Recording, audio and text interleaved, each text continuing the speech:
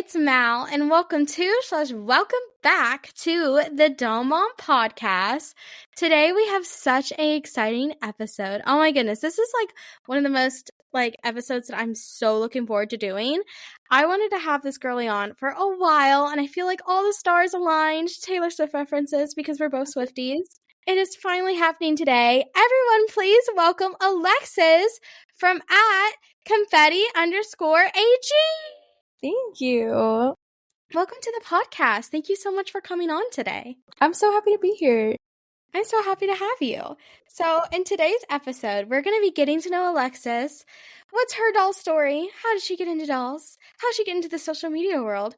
And then one of the most exciting things that we're going to be talking about is working at American Girl. We're going to discuss her American Girl journey, how she got the job maybe, and just everything that she did at her time at American Girl. It's going to be such a fun episode, and I'm so excited for it. So I feel like without further ado, let's get this episode started.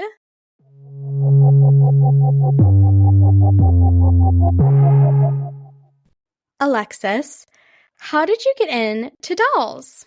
Yeah, so when I was in kindergarten, I went over to a friend's house one day, and she had Felicity and Elizabeth on a shelf, and I had never seen an American Girl doll before. So I was like, that is the prettiest doll I have ever seen in my life. Where is this from? Where can I get it? I want it now. And then it started just being very fascinating to me. So they were building a store in the Mall of America. I grew up in Minnesota. And so they started tracking in the area girls that were in the age range for that. So one day a catalog showed up at my house, and I would take these things everywhere with me for months up to Christmas. I would just flip through these catalogs, and the pages started to fall apart because I was looking at these things so much. And I told my parents, I want an American Girl doll for Christmas. I don't care which one it is. I just want one, because I thought they were all perfect. But there were two that I really were thinking about. It was Nellie and Just Like You 27. But I really, really wanted Just Like You 27. And thankfully, that's the one that I got. So that sparked this whole thing. And now it's been about 16, 17 years. Girl, we're kind of twins. Yeah, I got into American Girl dolls when I was in kindergarten, and you talked about the catalogs and stuff. I remember one day a catalog showed up in the mailbox when I was little. It's it was my favorite catalog. I would take that thing everywhere with me, and so much that it's literally missing 2 pages. It's the cover. Yeah. The cover's gone. And the back. The third page is ripped up and destroyed. That is so relatable. Taking it everywhere. Yeah, I remember it was a Mia catalog, and she's always been one of my favorite dolls because she was the 3rd doll I'd ever seen in person. So she's my second fave girl of the year. Their catalogs used to be so nostalgic to look at. I don't know, it was a whole different vibe than it is now. And I remember the catalogs for the holidays. Those were the proud, at least in my mind, in my opinion, they were the it thing, because they had everything in it, and they didn't just have everything. It was everything, and they blew it up to be this big thing where every single product is so important and this huge deal. I remember there was this one year where there was 3 separate Christmas catalogs. One was oh my goodness, it was so big. I think it was at least 1 foot tall and 1 foot wide. This thing was huge.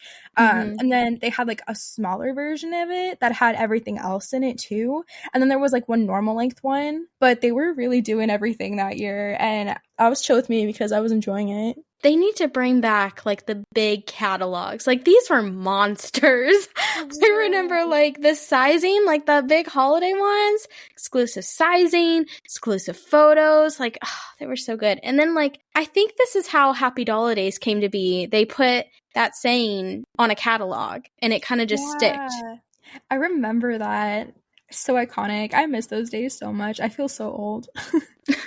Backing up a little bit, Mall of America? Did you go to that one? Oh my goodness, dude. I grew up in Minnesota, so I grew up half an hour from the Mall of America, so we would go there all the time. Oh my gosh. That was one store I didn't get to go to before it closed. And that's one store I really wish I would have gone to because it just looks so just epic. Like right in the middle of a mall. You know what I mean? Like, It I don't was know, just from so like online photos and cute. stuff. Yes, they had like a bookstore section where they had it set up like a bookstore. And then at one point when they were making the movies, they had a TV that always played like the movies on there. But they had like a little couch area where you could just sit and read books. And then where the restaurant was, we were located in Nickelodeon Universe. So you would sit and eat and then look at the rides. And it was so Oh, cool. Such a fun experience. they need to bring that store back. Like, They need to, but now it's an M&M world, and I'm so petty. oh, an M&M world? Yeah. Huh. Do you collect any other doll brand besides AG? I do not, except for the Wicked dolls. Wicked has been like a really big part of my life too. So when I found out they were making dolls with Mattel, I didn't know what kind of dolls they would be. I just knew I would have to buy them. So I bought all of them except for the $100 collector set. And I don't have a space for them right now, so they're just kind of living in my closet. Those are the only other dolls I collect at the moment just because of really like space reasons. I had a period of time when I was in college where I was into like Rainbow High, Shadow High. So I have some of those dolls, but they're in my attic because I just don't have space right now. But I think their line is super cute, or at least it was, because the clothes were like trendy and they looked more mature. So I liked those, and I liked the makeup and everything on those dolls. But as of right now, my focus is American Girl until the new Wicked dolls come out in November. The Wicked dolls are really pretty. They're They did so a really cute. good job with them. I hope they make American Girl ones, but my budget is hoping they don't. I feel that. It would just be too cool to have like a green doll. Yeah. They never really done that before, you know? Like, they haven't really, I guess, dived into, like, making... Like unrealistic colors, like nobody is green. Yes. Or not. They haven't really, like, dived into that before, and it's something different, and it's something new, and I think it would be neat. Yeah, I think that'd be the only time that they ever do that. They could do it with, like, the Disney line, maybe. Imagine, like, a Mickey Maybe. Mouse American Girl doll. Oh my goodness. I would love to see that interpretation. Yeah, me too, now thinking about it. I bought the Ariana Grande pink dress Wicked doll. Yes. She's stunning. Like, Mattel really went there with the Wicked dolls. I was really impressed. Obviously, you've seen the movie, right? Oh yeah, I own it. I haven't seen it yet, and I want to. Ow. I know. Oh my goodness. I know. No, listen, I had this whole thing. I was going to go, like, take Kavi to go see Wicked and dress her in, like, the Wicked outfits, you know?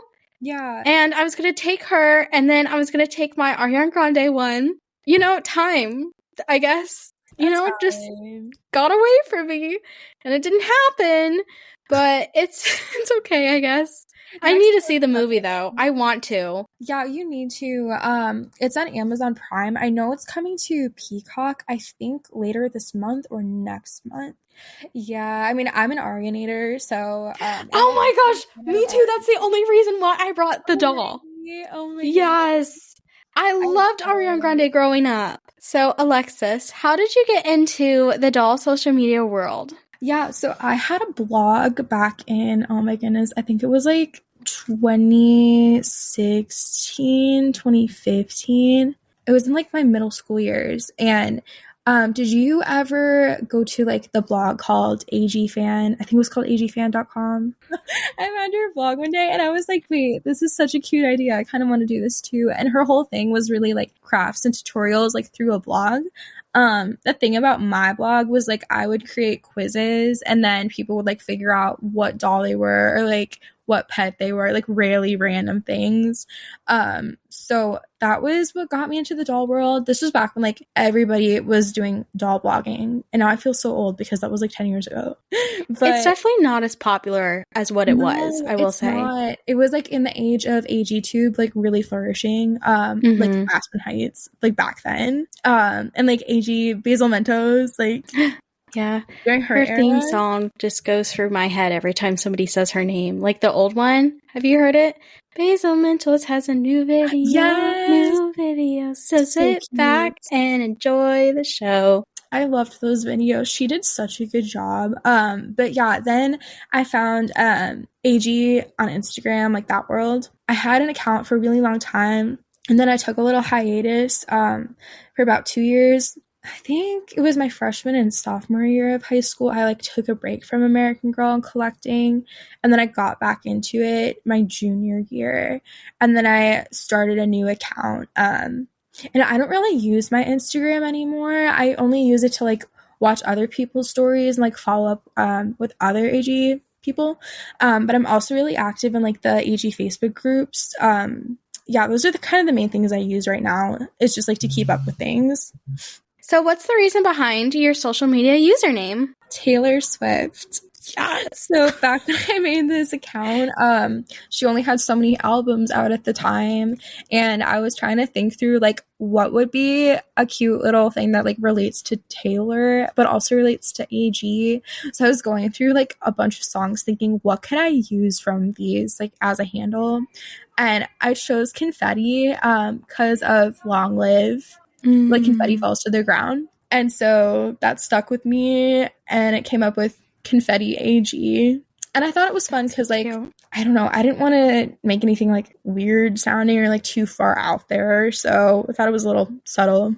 I love that. She definitely mentions, like, confetti in, like, a lot of her songs. Like, you know, New Year's Day and Reputation, Long Live. Yes. There's probably a couple others I'm not even thinking about. And then, like, that's such a big thing, too, at her concerts. Like, just like the confetti, and she like decorates it. Like I went to the Reputation tour, and the confetti was little like newspapers. She just goes all out with confetti.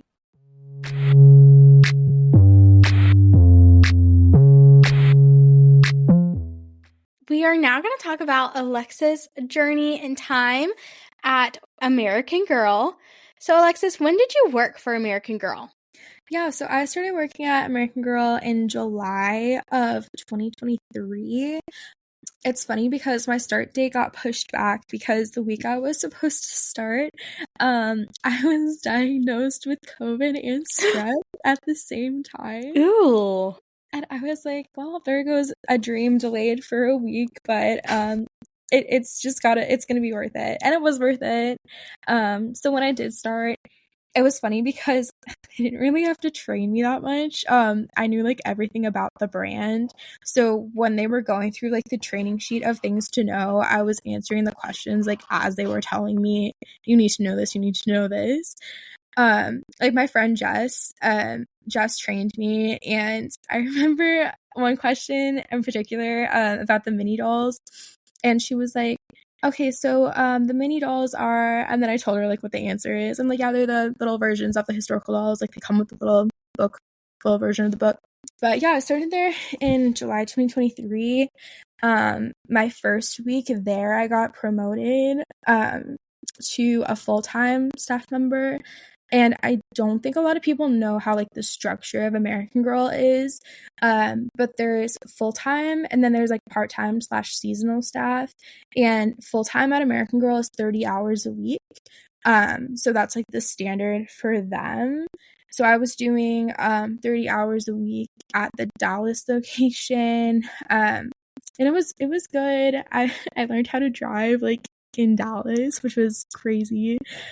And then when the store was announced to be moving and they started getting like a specific date set, I knew that the store was going to be moving further away from me. And my drive to the Galleria was 45 minutes one way without traffic. It started getting put in my mind that like this is kind of the end of an era for me because the commute is too much. So when we moved to the Park Lane location, my drive went into about an hour and a half one way with traffic. So I was driving 3 hours a day round trip and filling up my gas tank like every 2 days. So that's when I came to the conclusion. I'm like, this has been a great run. Like, I love this brand. I always will love this brand. I love my coworkers. I love the discount. But I can't keep doing this drive every day. now I go every few months because I have like rewards to spend, or I just want to see my friends. And it's really fun to like walk into the American Girl store and know like pretty much everybody working there. It's a really special feeling. It's like a little family, and you all love dolls. Oh, shout out to American Girl Dallas. We love them. We love them. What was your positions, I guess, since you got promoted during the first week, which congratulations on that during your time at American Girl? Thank you. Yeah, so when I started, I was part-time, and then they lost one of their full-time girlies, and my boss knew that I like wanted to be in there for the long haul, and I wanted a lot of opportunities through the brand. So she offered me the full-time position, like I think 3 shifts in. But I went from that to a personal shopper. That was one of like my dream jobs as a kid because I was friends with a personal shopper at the Minnesota location, and every time I went to that store I always asked for her because she made every visit so special and so fun. So I was able to be like that for some girlies. They would come in and have shopping appointments, and you would kind of do like a rundown of, okay, what's your name? How old are you? Why are we here? What are we looking for today? Sometimes it was like parents or grandparents without the kid, and they were trying to find the perfect gift for the kid. So you would just ask them questions like, what is she into? What does she look like? I remember one time I had these 2 young women who I think they were working for like a church organization, and there was this little girl whose house had just burned down, and she lost all her American Girl stuff. And they wanted to buy her like 2 new dolls and like some play sets, and it was really fun because I got to help them pick out some of the stuff for the dolls. Things like that made me so happy to like give back to younger girls who like had situations that were unfortunate like that. One of the people I work with at my new job, I don't know if you remember, but there was a tornado last spring that was pretty damaging in North Texas. My colleague lost their house, and Oh my they gosh. they were in the tornado. They lost a lot. They lost all of this little girl's American Girl doll stuff. And so what I wanted to do was I wanted to give her things that I had accumulated from working there and things from my own collection. So I went through all of my doll stuff and set everything aside that I didn't really use anymore, and I thought she would appreciate, because she was only 4, so she likes pretty much anything. And I got her 2 dolls. They were like brand new condition.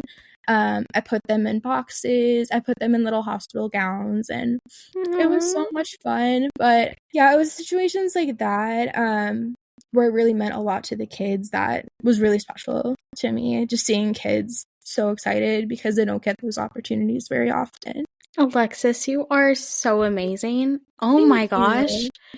That is just so sweet. And like it kind of made me tear up a little bit. Oh my gosh, you were just I just love that. Thank you. It's so fun. So what did an average day look like at American Girl? Yeah, like a weekday was very different from a weekend. I always wanted to work weekends because they were super busy.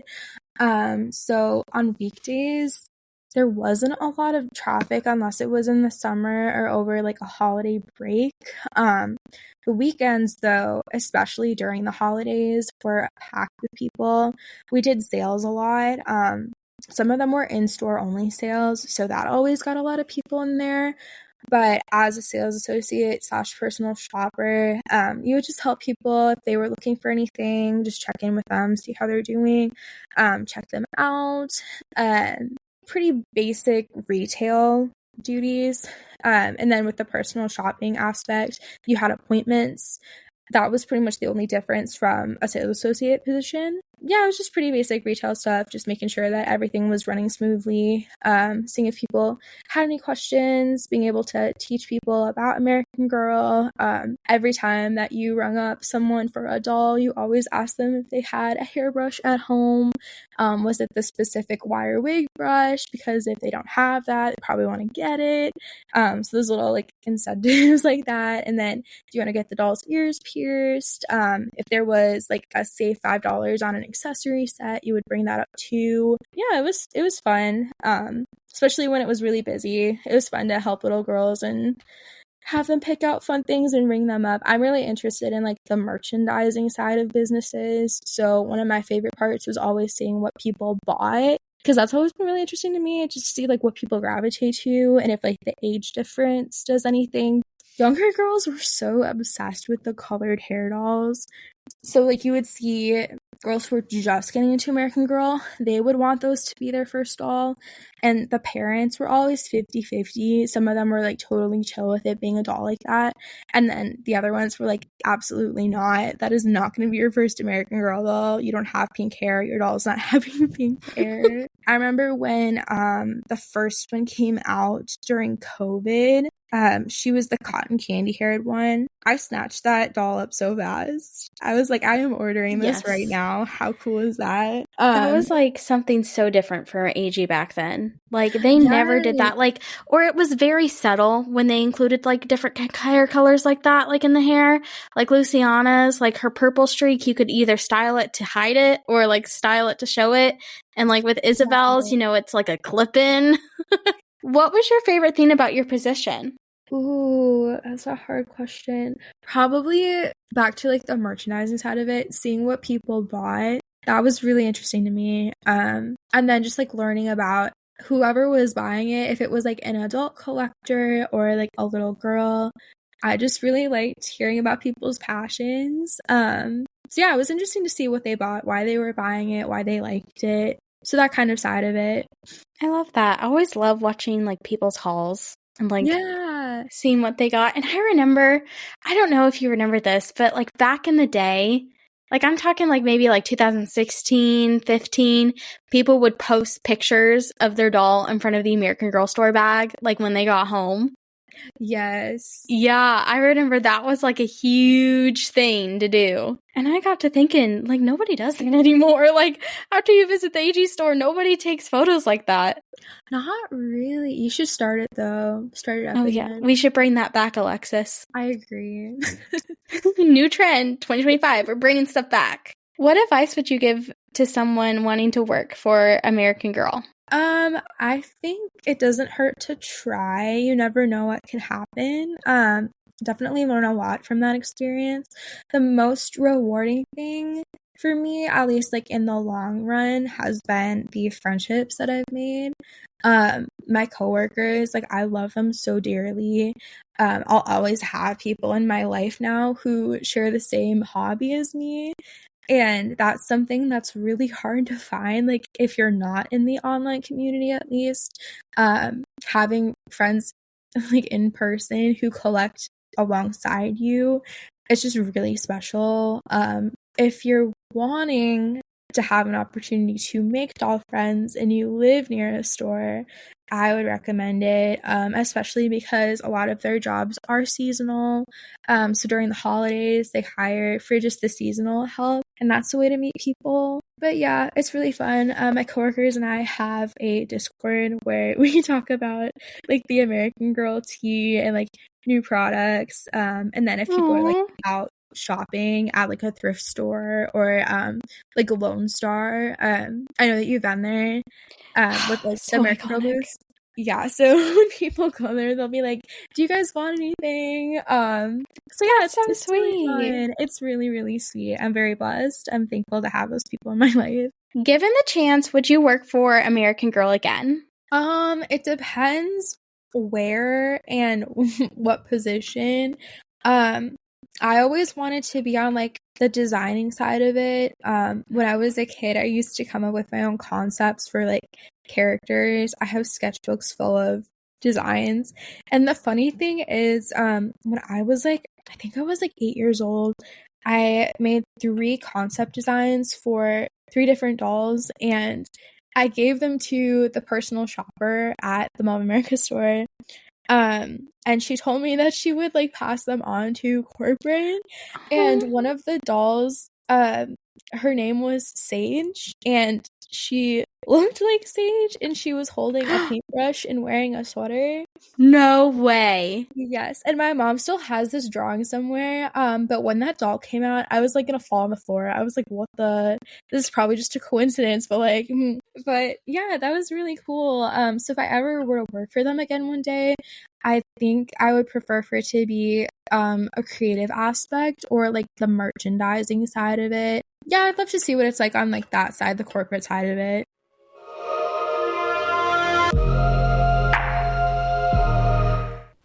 Y'all, it is time. It's that time. It's the end of the episode. I am like so sad it's the end because I really enjoyed talking to Alexis tonight.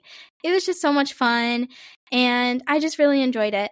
Alexis, thank you so much for coming on the Doll Mom podcast. Thank you for having me. This was so much fun. You're welcome back anytime. Aw, thank you. I'd love to come back.